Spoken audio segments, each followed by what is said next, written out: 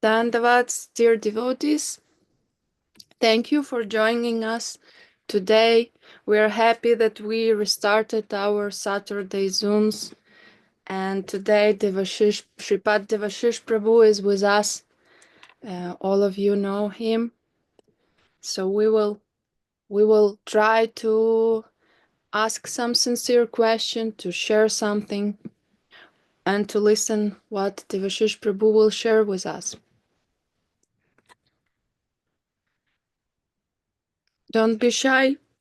You can type a question into chat box in any language we will translate, or you can raise your hand and speak. It's even better to see your faces. It's always happiness. Yes. If you would like, Devashish Prabhu, you can start. You can tell us something maybe about what is happening in London Temple. Yeah. Okay. Well, Hare Krishna. Welcome everybody. I'm very happy to spend a little time with you this morning, or at least it's morning where I am. Yeah, in London. Actually, right now we're preparing for our big festival in May. This year will be the 40th anniversary of the installation of Sri Guru Gauranga Radha Shyam Sundar in London. So for 40 years we've been worshipping them, serving them, and they still mercifully stay with us despite our shortcomings. And they were sent to London by Srila Sridhar Maharaj in 1985. And I was their first pujari, learned the method of worship by going to Navadip Dham, and they were asking some teaching to me from the pujari there, not the head pujari. The head pujari, his name at that time was Advaita Babaji, and he was very old and also didn't speak any English, so he couldn't really teach me. But the second pujari, his name was Prapana Krishna Brahmachari, and it was similar age. And anyway, he taught me how to worship them. And from there, we've tried to describe that worship to everywhere where similar altar of Mahaprabhu and Radha Govinda. And that Prapana Krishna Brahmachari, he's now Prapana Tirtha, Bhakti Prapana Tirtha Maharaj. So my very old friend, good friend, and he still living, lives in Vrindavan, sometimes in Navadvip, and always very saintly person. And I think was there a question someone's sent or not? Yes, there is a question from Ananta Shesh. He's in Spain, our Ukrainian devotee, and he's asking Dandavats how we can attract people who are not very interested in our movement. Well, that's the $1 million question, isn't it?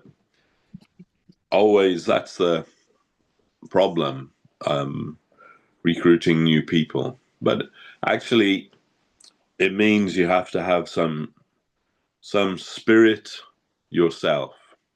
To convince others, you must be convinced. So, Guru Maharaj would say, physician, heal thyself. So first thing, when you're if you're going on the airplane, and they're showing you, where all the emergency exits are and all of that at the beginning. Then they say, if there's a lack of oxygen, then the oxygen mask will fall down, and you fit that on, and then you can breathe normally. But what they also say is, before you try to help anybody else put their mask on, make sure your own mask is on first. So that's normal, right? So if you're, like, for example, if you're traveling with a young child or something like that, and that were to happen, your immediate instinct would be put the mask on the child. But if in doing that you pass out, then you're finished, they're also finished. So first thing, make sure your own mask is fitted and you're breathing properly. Then you can help whoever is around you. So similarly in Krishna consciousness, you have to save yourself first. You have to be what it is you want to give to others. Otherwise, it won't be possible. Otherwise, it'll just be theoretical. So you have to be the best devotee version of yourself that you can be, and not just outwardly, but inwardly too. So if you have faith in your practice, you have faith in your guru, you have faith in your philosophy of Krishna consciousness, then the deeper you commit yourself to that, the more the more real your communication with others will be. They'll see that in you. And the best way to preach to others is by your own example. So, if you want others to be attracted to Krishna consciousness, you have to show them what is the attractive thing about Krishna consciousness. It's a very simple thing, actually. Let's say that you're invited to someone's party, or you're invited to someone's house, or even if you go to some restaurant and there's one dish there that's really good, really, out of this world, maybe a cake or something like that, and you can say to your the people that you're with, "Oh, you got to try this cake," and unless you've tried the cake yourself, you won't be able to be convincing about that. Oh, this is a really good cake. How do you know? Well, he told me it was. No, you yourself, you have to try it first. Oh, wow, you've got to try this. It's fantastic. When many, many years ago, I heard from Bhakti Sudhir Goswami Maharaj that he was preaching and he was invited to an interfaith religious conference. And in that conference, there was one Swami from India, not Vaishnava, but some kind of Swami from India. And then while he was giving his lecture, he said, "Oh, when you become self-realized, then just like after you eat something very wonderful, you become silent." And then when it was Goswami Maharaj's turn to speak, he said, "I don't want to, necessarily disagree with what my learned friend over there said, but my experience is when you eat something very wonderful, rather than becoming silent, you want to tell everybody else about it, isn't it? That's if you have somebody that you love with you and you have something very nice that you've experienced, then you want to share that with them also. So that's the truth about Krishna consciousness. If you can say that sincerely, this is something that's really helped me in my life, something that's really benefited me, and I think you'll be benefited by it too, then that kind of preaching will be very effective with others. They'll see your sincerity. Actually, I have a little difficulty with that, with the word preaching, because to me it carries a kind of Catholic guilt kind of connotation. That when you see these crazy guys standing on the street with the Bible and they're saying, "Have you bathed in the blood? Have you bathed in the blood?" And as they're like kind of fanatics, lunatics, and that doesn't really attract people. In my opinion, that doesn't attract people. It just attracts. If it attracts anyone, it attracts other fanatics and other lunatics. And there's enough of those already. We don't want any more of those. So I don't like that. So I don't like that word preaching. I think it's more appropriate that we say what we have, we're trying to share with others. And because it's something that's benefited us. It's not that we have some divine imperative to convert everyone to Krishna consciousness, or everyone's going to hell or something like that. No, rather, this has been something that's deeply benefited me in my life, and I think it can benefit you too if you give an open reception to that, because that's necessary in the people that we're speaking to, that they will be open to the idea. Not We don't preach to people to convert them. We don't preach to people to defeat their philosophy. We preach to share to others what we found very sweet and wonderful in our own life. And as far as the crazed preachers standing on the side of the street with their Bible in hand, when many years ago, my godbrother, he has then young twins. Now they're grown up and married with families of their own. But when they were like 4 or 5 degrees, and 4 or 5 years old, then they're walking in the street, and one of these preachers came out in front of them, and he said to my godbrother, "Have you? Do you know the Lord thy God?" And he didn't say anything, but his little boy, he said, "Yeah, he lives in our house." So from the mouths of babes and sucklings. He had no problem with the question. Do you know the Lord thy God? Yes, I know him. He lives in our house. We feed him 3 times a day and offer arti to him. So yeah, it is a difficulty to try to convince others about Krishna consciousness, but it isn't difficult if you yourself are convinced.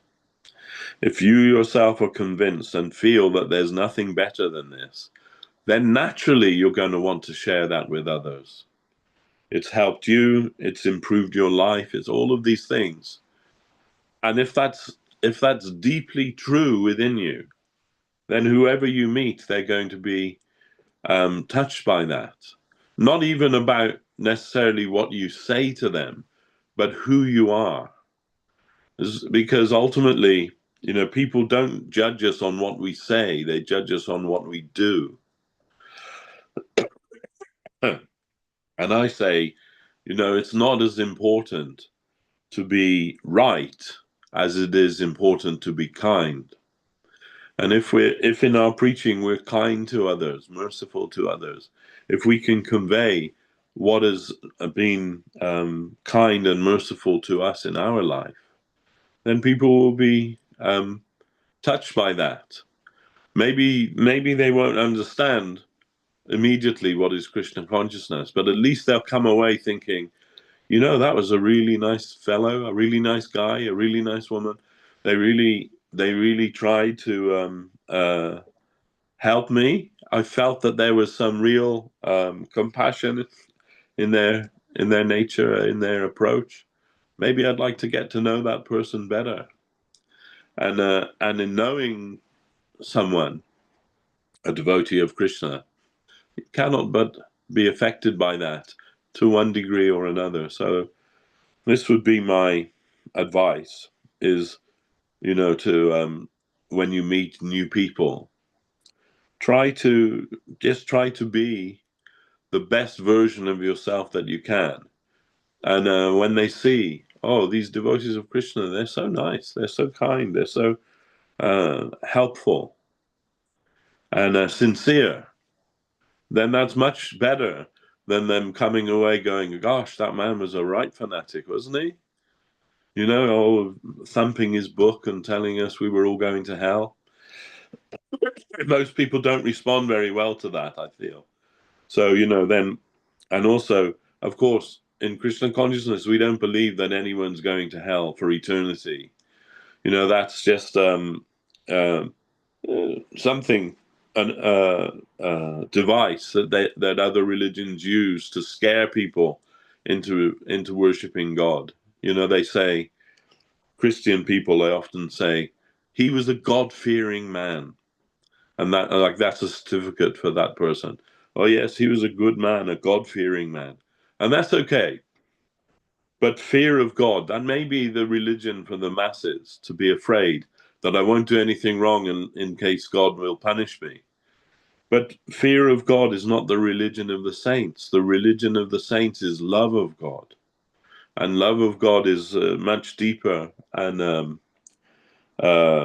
much happier version, if you like, of a religious person, a religious spiritual person, a lover of God. So we should try to develop that. If we can love Him, then naturally our love for all of His creation, that will come out. That will come out from us, and whoever we meet, they'll be touched by that. So we can become like a satellite for that.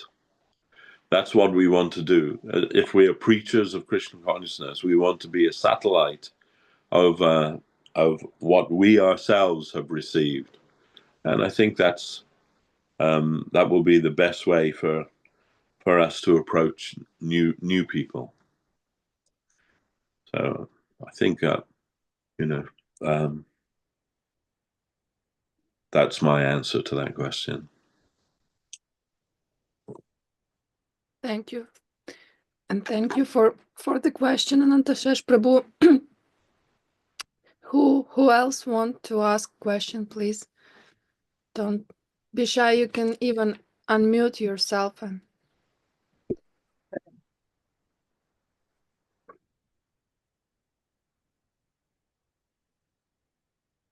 maybe somebody from Abkhazia ashram. Dandavats to all. They're always happy to see you. And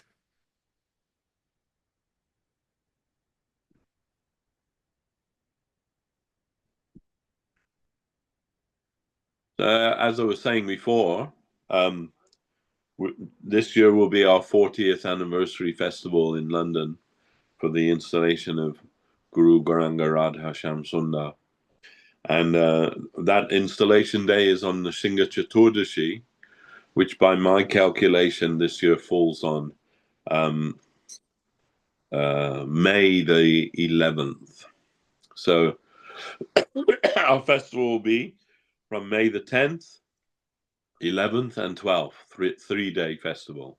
And it will be at both temples, we'll be holding some combined festival, but mainly in our Green Street Temple, because that's where Radha Shyam Sundar lived there. And I'd like to invite everybody to come if you can, if it's possible.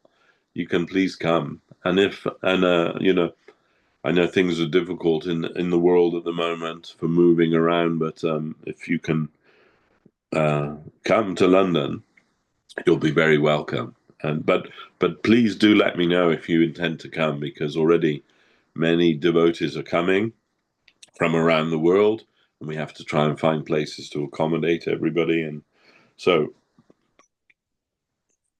my open invitation to everybody.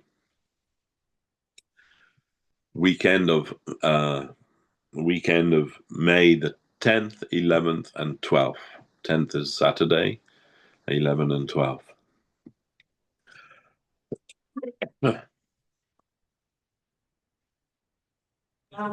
Ну вот потом.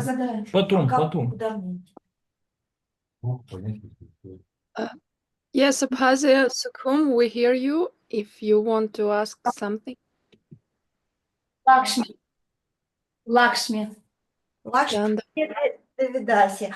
А нам вот интересно, расскажите, пожалуйста, ваш путь в сознании Кришны, как вы пришли, что сподвигло вас, вот любопытство наше, в общем, очень хочется узнать. Спасибо большое, благодарю. Джай Гурудев. Спасибо вам большое, да, за вопрос. So, devotees in Abkhazia are very curious to know how you came to the Krishna consciousness, how your path started. Anything about that, we will be happy to listen.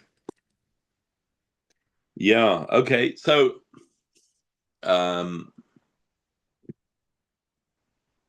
in one sense, I don't really know how I came to Krishna consciousness because it was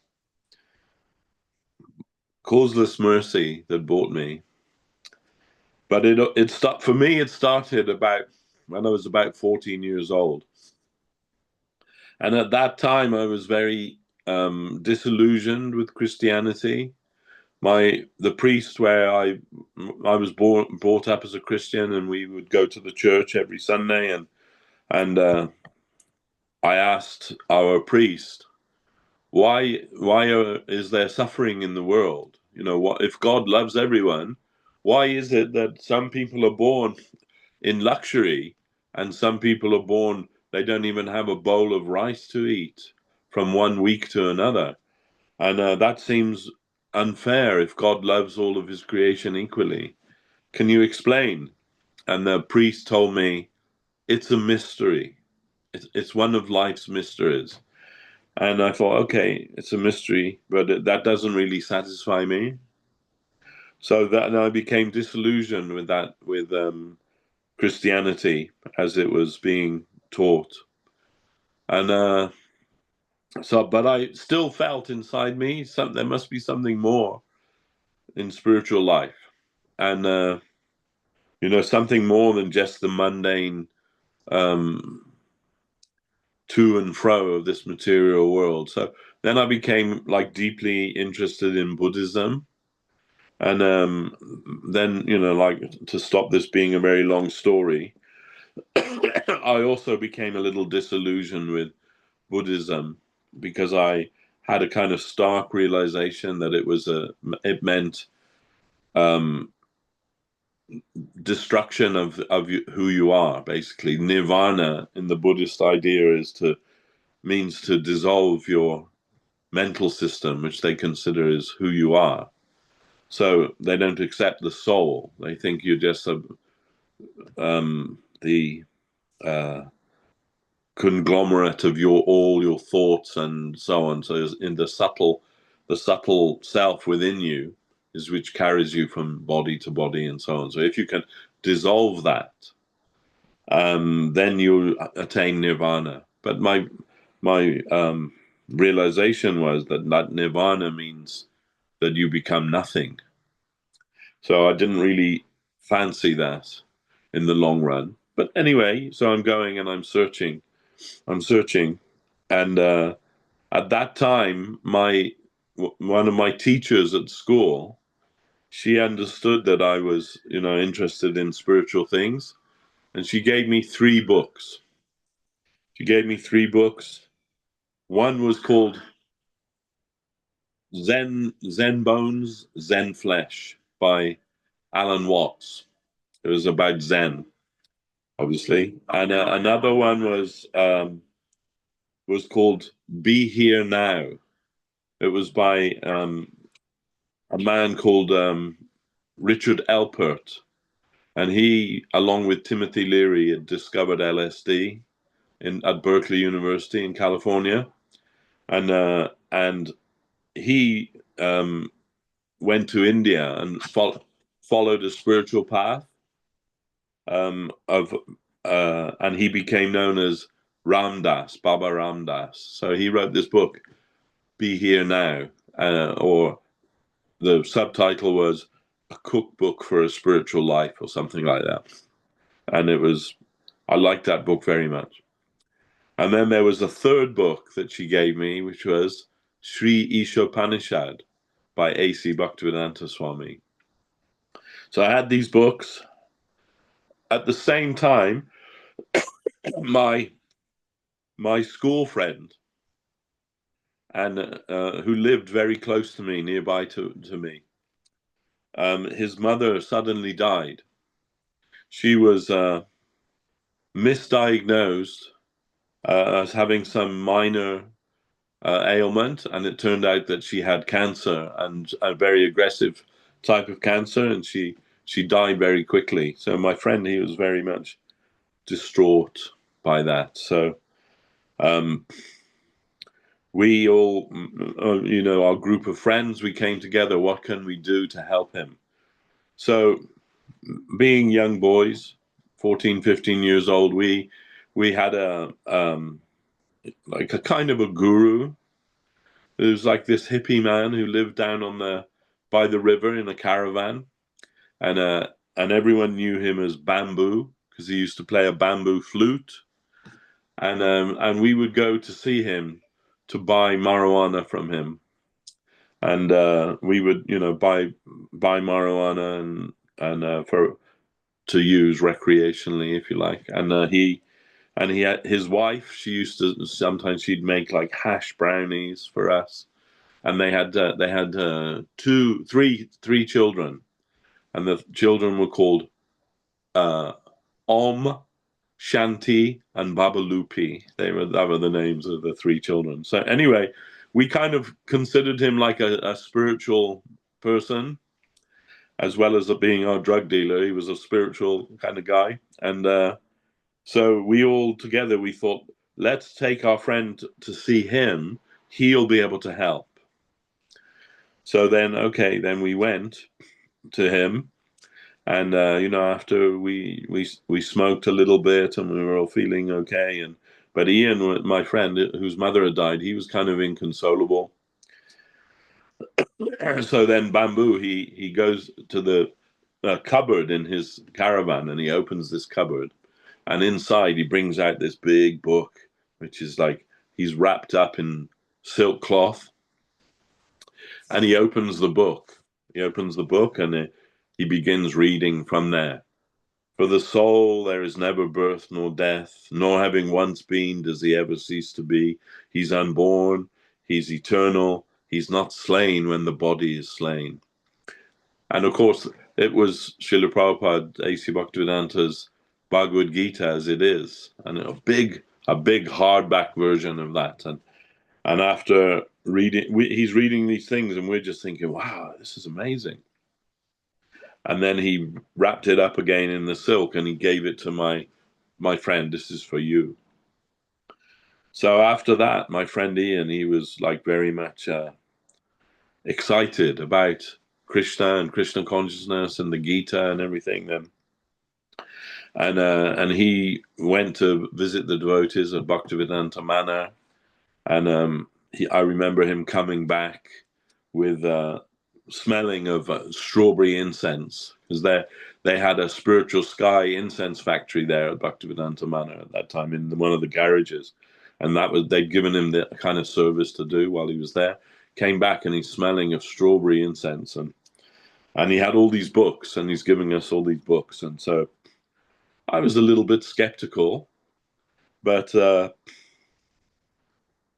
already I was, it had kind of piqued my interest from hearing the Gita and getting that book from my school teacher. And I was always reading books all the time. I couldn't, there was never a time when I wasn't reading something. So I'm reading these books and I'm becoming very interested. Then I'm still at school at that time. And one of the subjects I was studying was sociology. And as part of the sociology, we had to write do a project on some social phenomenon. And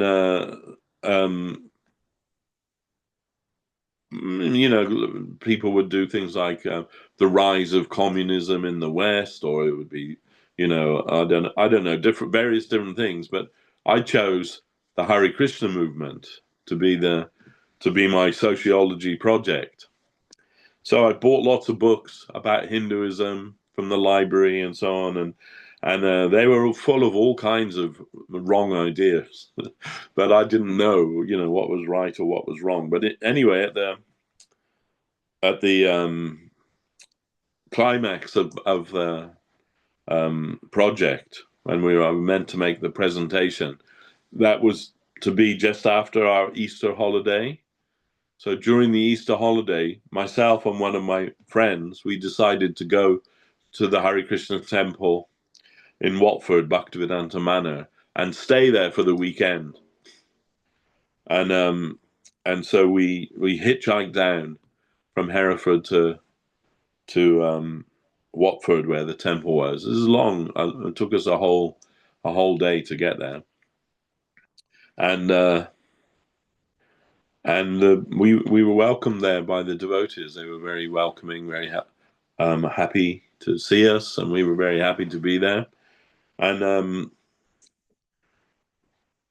they gave us a place where we could stay, which was there was a little corridor just outside Srila Prabhupada's rooms there at the manor. Srila Prabhupada already passed away that time. It was just like within months of him passing away, so we didn't get to meet him. Although it was some time until I found out that he'd passed away, because I guess it was really raw. The devotees didn't want to dwell on that or speak about that. But anyhow, we were there for the weekend, and I remember we bought sleeping bags and things with us, and we were sleeping in the corridor, and then I woke up in the morning, and early in the morning, must have been like 2:30, 3 o'clock in the morning, and devotees were already up. But as I'm coming to like consciousness, I remember thinking that I was in a beehive, because in my subconscious, as I was, waking, all I could hear devotees chanting, walking around.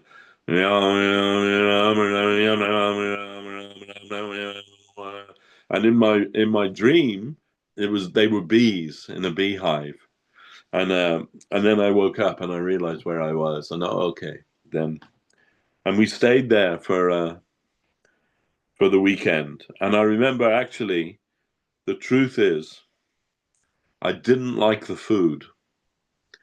I don't know if it was just that I had really gross taste at that time, or if they had a really bad cook. I'm not sure which it was, but I remember I didn't like the food at all. And then when we would go for lunch, we'd have a paper plate, and you would queue up, and I would say, just give me a little. If I like it, I'll come for more. And they go, no, it's Krishna's mercy. And a big, huge amount they would give you, and then couldn't eat that. And then when you were walking with the half-eaten plate, there was a bucket in the corner to put waste prasadam, and you'd feel all these eyes burning into you, like you're some kind of terrible sinner, because you're going to throw away this prasadam. And when you get to the bucket, there was a big sign on the wall that said, "Prasadam is not garbage." So, you just didn't know what to do.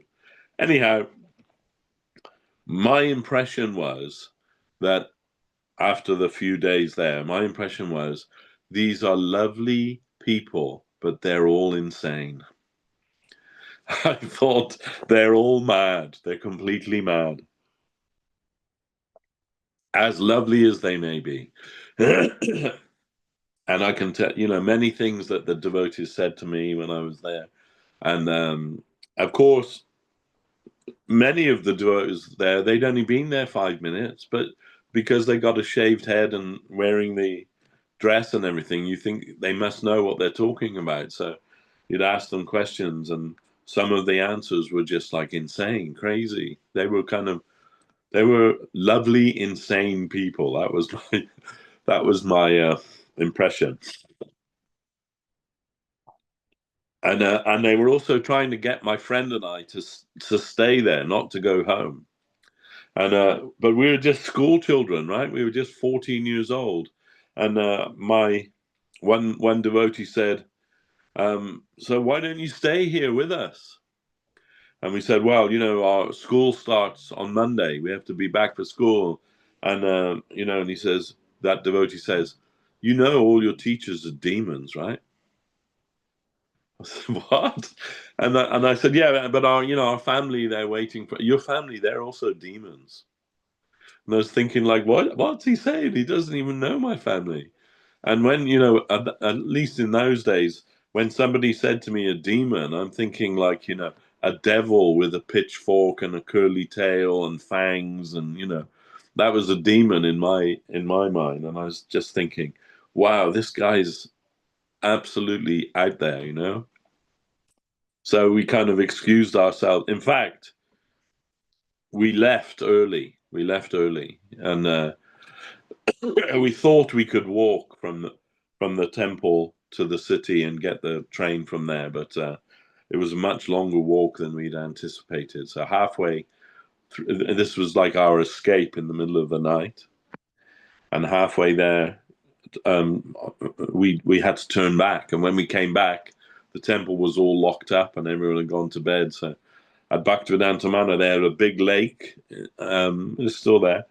But at the end of the lake, there was like a boathouse, and there were some boats in there. So it was freezing cold, but we went there, and we slept in the boathouse. And I remember waking up in my sleeping bag with like icicles on my nose. It was so cold. And then we thought, okay, well, let's go and go into the temple and get warm. And we went in, and then somebody said, "Oh, we wondered what happened to you. We were looking for you. We've saved some prasadam for you." So it's like, oh no.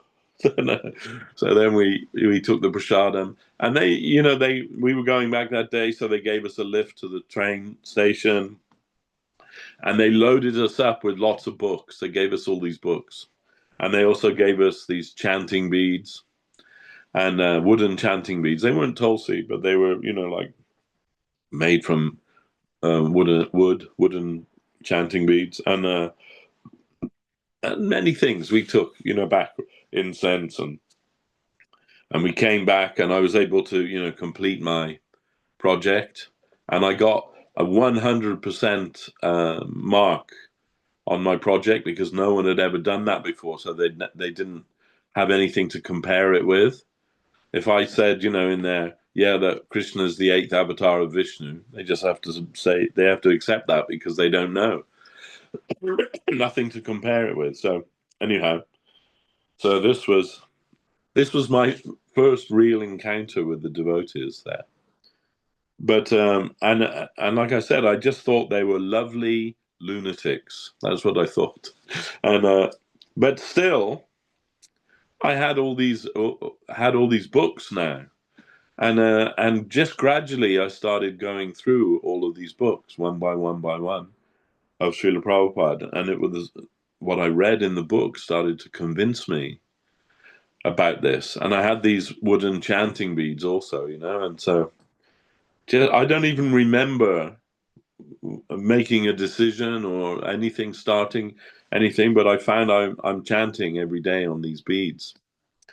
And my friends, like my friend Ian, whose mother had died, the one who first, he kind of lost his enthusiasm about Krishna now, and but he knew some things there. So then we would go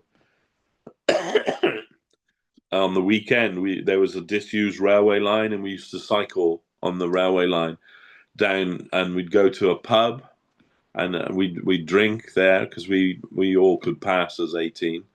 And then we'd go back to some friend's house, and we'd smoke marijuana, and then and while we're going on the bicycles, I'd get all my friends to chant Hare Krishna. We'd all be chanting Hare Krishna as we're riding out for the evening.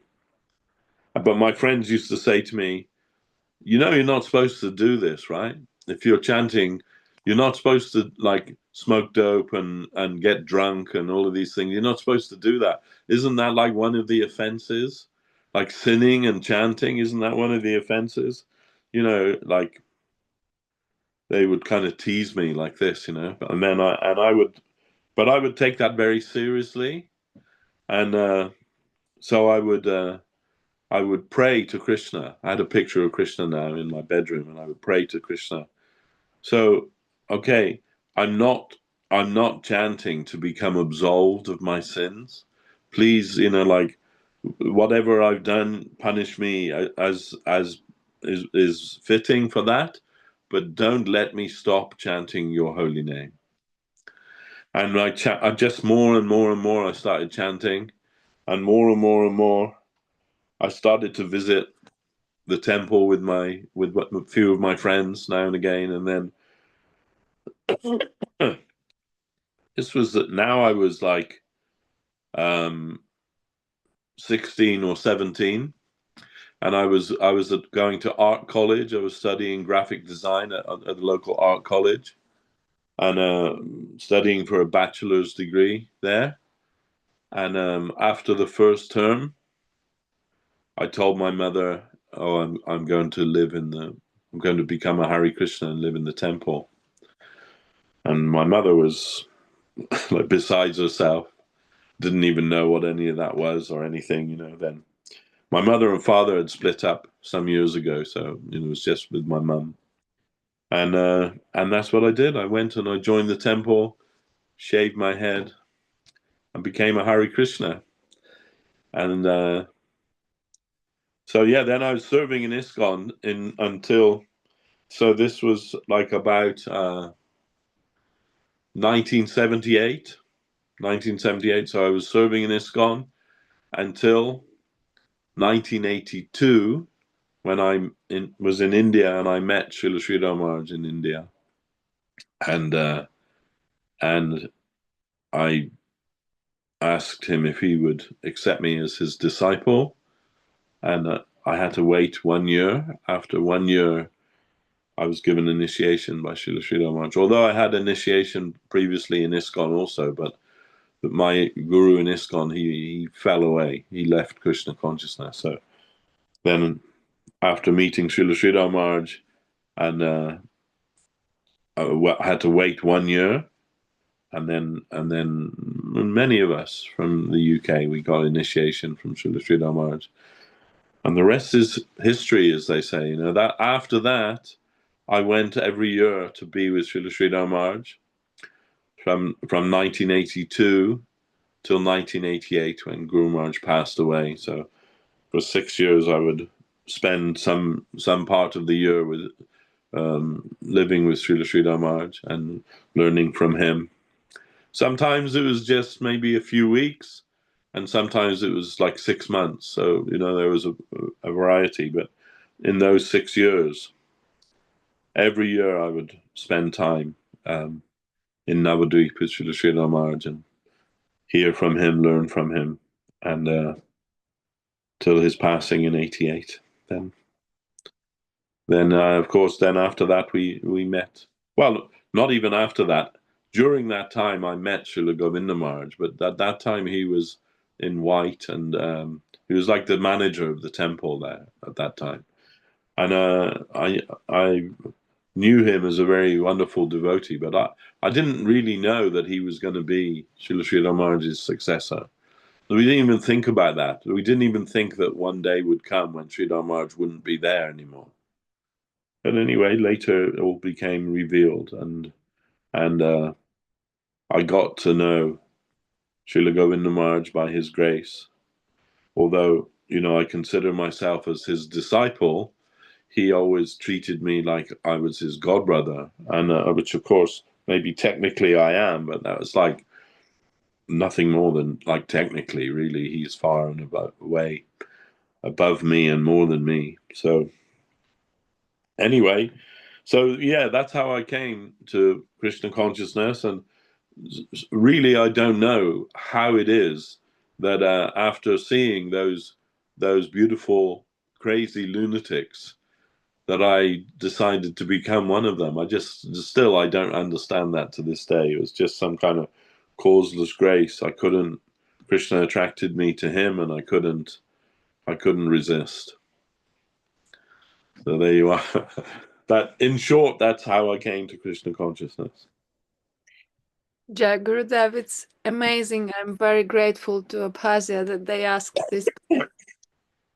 And yeah, it was, everybody were happy to listen to that. And we have two more questions. We will try to have time for answering. One from Narayani. She's asking like what transformations happened during all these years in London Yatra. We know that there is two ashrams, how it happened that there is two, and we know that Govinda Maharaj was visiting London a lot of times. So something about this, please. Yeah. So Srila Govinda Maharaj came out of India on a world tours, like I think 23 world tours, official world tours. During those 23 world tours, he visited London 24 times. And that was because not every world tour, but mostly. And generally, he would come to London on his way to somewhere, and then on his way back to India. So sometimes twice he would come to London during a world tour. Excuse me. And he always considered London to be his Guru Maharaj's place, because Srila Bhaktisiddhanta Saraswati Thakur wanted Sridhar Maharaj to preach in London. He wanted to send him to London. But Guru Maharaj didn't go, considering himself to be unfit at that time. But nevertheless, so when we few of us became his disciples in London in 1982, 83, we asked him, could we open a center in London for him? And his reply was, although I could not go, my Guru Maharaj wanted that I would preach in London. So if you can open a center in London in the name of Sri Chaitanya Saraswat Math, London chapter, I will consider this a great service to my Guru Maharaj. So that's what we did. We opened a center there in London, and Guru Maharaj was very enthusiastic for that. We opened the center in 1983, and in 1985 he sent the deities of Guru Gauranga Radha Shyam Sundar for our eternal service and worship here in London. And where we first had our first center, that was in southeast London in a place called Blackheath. And it was quite a nice building, quite a big, spacious building. But unfortunately, and Srila Govinda Maharaj would say, due to the wills of Krishna, the person who was in charge there at that time, who was a sannyasi, he left his sannyas and sold the temple and took the money and ran away basically with a woman. And by the grace of the Lord, we managed to retrieve the deities. We found out where he was keeping them, and we brought them back, and then we were keeping them in the houses of devotees at various places. We would keep them, and we would have meetings, sanghas at the house, wherever the house was that Radha Shyam Sundar were staying there. We would make a program there, and then it would move from one house to another house, and then we rented a house. We found a house, and we were able to rent a house, quite a big house. And then that was when Srila Govinda Maharaj came on his first world tour. He came to London, and that time he also worshipped Radha Shyam Sundar, bathed them, dressed them, everything himself. He did that there, and then from that rented place, we found another place in the busy East End of London, Green Street, which is called by many people Little India, because there's many like Indian people there. many Muslim people, many Hindu people, Sikhs, and so on. And so on that street, we found one house that was for sale, and we bought that house with a mortgage. We bought that house, and the deities were installed there, and gradually, we made the temple there, and that was where Srila Govinda Maharaj came and stayed there 24 times, as I mentioned, and sometimes for a week or two, sometimes for a few days, but that many times he came. And at that time, there was the devotee who was in charge of London. He was a sannyasi traveling with Srila Govinda Maharaj on his world tours, but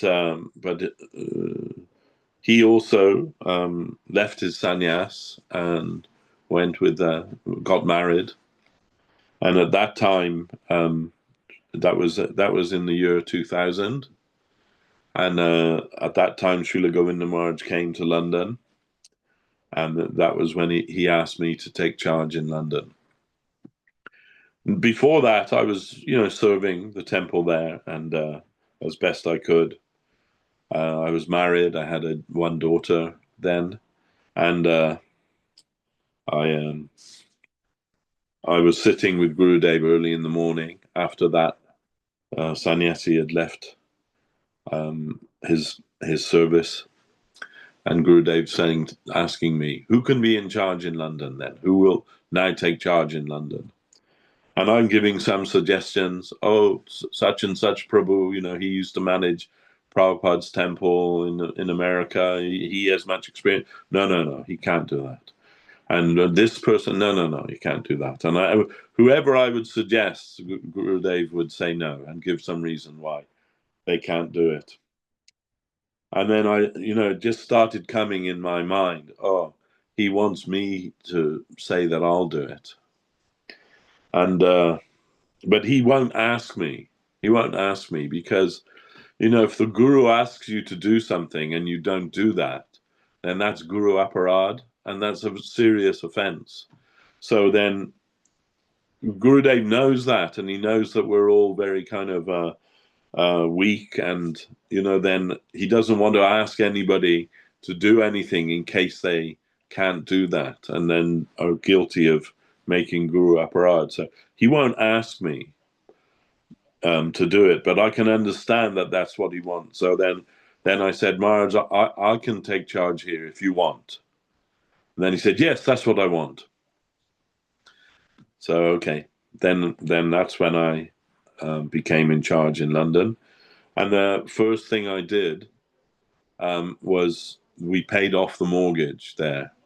I organized devotees to go for raising funds, and within the year we paid off the whole mortgage, and were able to offer that to Srila Govinda Maharaj, and he was very happy with that. And he would say, we don't care if it's big or if it's small. We only care that it's 100% Guru Maharaj.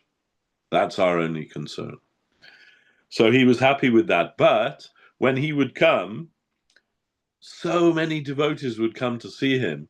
And our temple in Green Street, which is still there today, it's very tiny. It's very small. As we have now like 3 full-time devotees living there. And the space is, we've even built since that time, we built another floor on top there, giving 2 more bedrooms. But it's always very small. And I don't know how we did it. When Gurudev would come, sometimes 200 or 300 devotees would come to see him. And just logistically, it's not possible that we could fit them in. But somehow we fit them in. And it happened, and Gurudev was happy. But that was his own one problem. He would say, we must have a bigger place for the devotees, where at least 200 devotees can happily do Sankirtan together there. So we were looking, many devotees looking, Nyasi Maharaj, who was Sri Govinda Prabhu at that time, he was looking very intently. Myself, Bharati Maharaj, and other devotees looking like that. And we found places and we tried for places, but nothing ever worked out. Then on the very day of Srila Govinda Maharaj's disappearance, on the day that he disappeared from the world, they found this place where we have in West London, and the papers were signed. We bought that place. The papers were signed on the very day that Srila Govinda Maharaj left the world. And he, up until then, he would say, the only service that I could not do for Guru Maharaj was to get a big center in London. So that was fulfilled, and once it was signed that day, same day, Srila Govinda Maharaj left the world. So we consider it to be like a kind of miracle place. And many other people tried to get that house. It was many Muslims tried to get it as a mosque, and they were refused. But somehow or another, by Krishna's will, we got it, and it was granted to us, that place. And big place, and very, very beautiful place, and a place you could take anyone. The King of England could come to that place, and it would be, wouldn't be considered coming to a poor place. It's a very beautiful, very nice place. So, but at the same time, Srila Govinda Maharaj, he didn't want that when we found the new place, we would close the old place, because Radha Shyam Sundar, they're already installed there and being worshipped there. And many devotees moved to that area to do that service there. So we didn't want to say after so many years, okay, we're off now, thanks very much, bye-bye. No, and Srila Govinda Maharaj, he told me on more than 3 occasions, because we had, at the temple there, we had another Mahaprabhu, deity of Mahaprabhu, which had been worshipped by devotees. They had a center in Harrogate, which is in Yorkshire, north part of the UK, of London, of England, northern part of England. But that center fell through, but the deity was still there, and big deity of Mahaprabhu. And Gurudev said to me, when we get the new center, this Mahaprabhu, big Mahaprabhu, he can go there. So that was his indication that Radha Shyam Sundar would stay in Green Street and in our small temple there, and the Mahaprabhu would go to West London, to the temple there, and that's what happened. So then we brought him there on the inauguration of the festival. A big festival. So many devotees came from all around the world.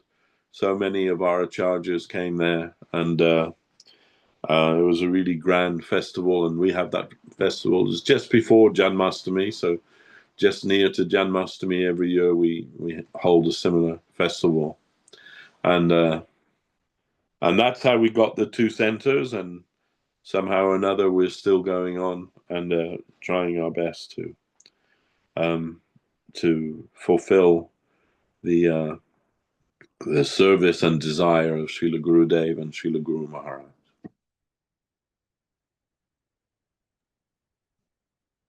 Thank you, devotees, that you are brave to ask questions, which now made this Zoom so beautiful. And historically, we will have this recorded, these stories of personal of Devashish Prabhu and his path and London.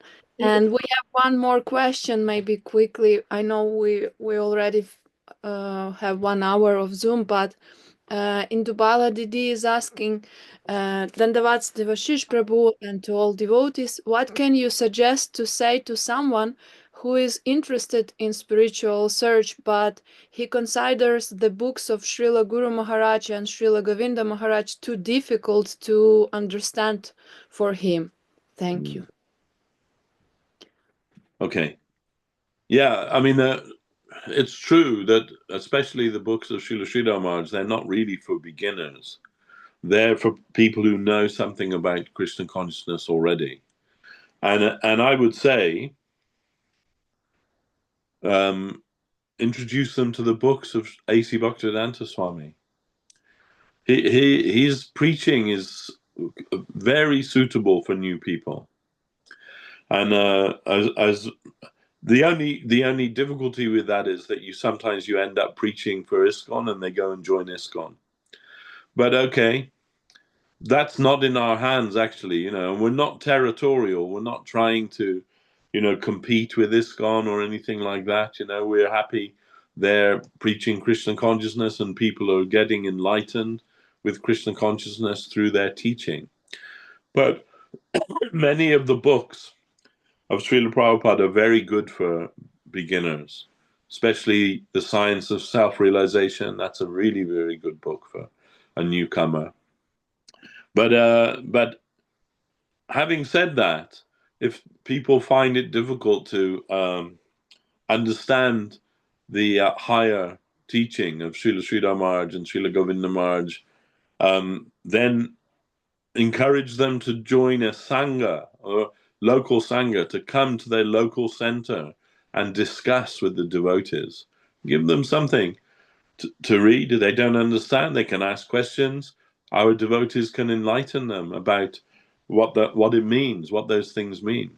And I think anyone that is a sincere seeker for Krishna consciousness, they must come to love the books of Srila Sridhar Maharaj, because everything that Guru Maharaj wrote is like poetry, and it like captures the heart.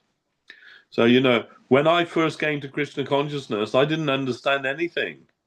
And I'm reading A.C. Bhaktivedanta Swami Maharaj's Bhagavad Gita as it is. I'm trying to study that. And I found it so difficult. All of the Sanskrit names and words, and, like the first chapter of the Gita is describing the armies and who's there in the armies and all these names and all these things. I couldn't understand anything of it. And I was almost on the verge of giving up when I came across a verse which says, "Who studies this conversation between Krishna and Arjuna? They worship me by their intelligence. With their intelligence, they worship me." Then I thought, okay, I have to continue. I have to persevere. So, then Srila Sridhar Maharaj himself, he said, a rubbish brain cannot understand these teachings of Chaitanya Mahaprabhu. Not, a rubbish brain, he said. And so many of us, we have rubbish brains because we filled our brains with so much rubbish, especially nowadays. People don't have any span of attention because of internet and all of these things. Most people can't concentrate on anything for more than a few minutes. And, it's almost becoming, I wonder, do people even read books anymore? It's like that too much for, people that of the newer, you can say, I don't know, internet generation. They see so many things, like images for a few moments and then they're gone. And that's just like how they feed themselves with information, isn't it? So sometimes any book is a real challenge for people today. But I do hope and I do pray that there doesn't come a day when there aren't any books anymore. That would be a terrible time for the world. Books are wonderful things. And, I'm not even speaking necessarily about spiritual books, but books. I love books. I've always loved books. And if I go to somebody's house and they don't have any books on their bookshelves or, in their house, I just think these people are weird. They don't have any books. So, okay, I know you can have all your books you want on your phone now, but or on your iPad, but still, there's something beautiful and tactile about a real book. Beautiful things, and in Krishna consciousness, those books, they're also worshipable to us. So, fill your house with books about Krishna, and your house will become auspicious just by the presence of those books. And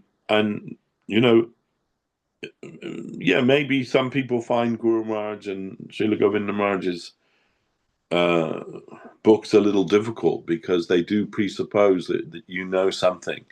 So that devotees have their own lexicon, don't they? Their own language. We talk about things, and most people can't follow it. And so I always my measurement about something when I'm thinking, will they understand this? Is I think, would my mother understand this? If my mother was reading this, would she understand it? And so I try. We try to reduce it, if you like, to something that everyone can understand. That you can find that there are some books in our catalog of books that are good like that, like Home Comfort and Original Source and smaller books, but still, even then, actually, I believe we need some beginners books. We need that, and every devotee can write that something if they want. Srila Prabhupada used to encourage his devotees to write something every day about their realization in Krishna consciousness, and then if you have. We are all beginners at some point, aren't we? Actually, most of us we can consider ourselves still beginners. We're just that, we've come to understand a little bit more about the language that our gurus are speaking, their presentation of things. So try and make those things accessible to newcomers. Write a book about it, Handbook of Krishna Consciousness. What is, for most people, a lot of these concepts are very foreign. Karma, reincarnation, even becoming a vegetarian, even some of these things are very difficult for people to come to terms with. So thinking like that, we can make presentations so that people can easily understand about reincarnation, about karma, about who is a guru. Most Western people with a Western education, by that I mean like where we're taught to think for ourselves. The idea of a guru controlling everything that you do is very foreign to most people. I think the concept of guru is something that we don't introduce to people till they become much more involved. But in any case, if people are interested, then by their sincerity, they will get to understand what is Krishna consciousness. And the best way for people to understand if they're having difficulty with the books is by the association of devotees.